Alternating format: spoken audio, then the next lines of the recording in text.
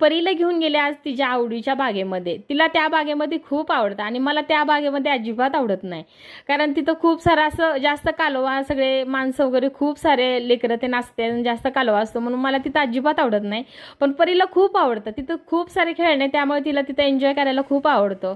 मग मी ठीक आहे. जायला थोडासा उशीरच झाला होता मला घरातून. दिवसच मावळला होता, वातावरण पण चेंज झालेलं होतं. पण मी म्हणलं ठीक आहे चला आता. मग ते थोडंसं परीला तिथं खेळवलं. परी लागली इकडे तिकडे माकडावून उड्या मारायला मस्तपैकी. आणि तिने झोका खेळायला लागली बघून मला पण खेळण्याची इच्छा झाली. मला पण माझं बालपण आठवलं. तिला म्हणलं मी तुला झोका देते, तू मला झोका दे. आम्ही दोघींनी एकमेकीला झोका दिला. मस्तपैकी तिथं झोका खेळलो. तिला थोडंसं डोक्याला लागलं, मग परीचा मूडच गेला. परी लागली रडायला. मी म्हणलं चला आता आपण घरी जाऊया. पाऊस पण यायला लागला होता बारीक. मग मी तिला घरी घेऊन यायला लागले होते. वाटेत दिसलं दुकान, तिला चॉकलेट घेऊन मला तिला खुश करावं. तिला चॉकलेट दिलं आणि मी पनीर घेतलं भाजीसाठी. म्हणलं चला आज जरा क्लायमेट पण चेंज झालेला आहे, म्हणलं छान अशी भाजी बनवावी पनीरची. मग पनीर घेतलं. आम्ही घरी आलो, तोपर्यंत घरी आल्यावर लाईट गेलेली होती. परीने घरी येऊपर्यंत चॉकलेट गाडीवरच संपवलं.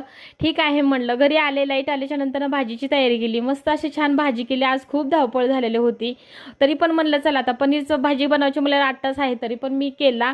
मस्त अशी छान पनीरची भाजी बनवली. परीला म्हणलं तू जेवून घे, ते पप्पांना यायला वेळ आहे. मग परीला जेवायला दिलं. मी ह्यांच्यासाठी थांबले, ह्यांना यायला वेळ होता.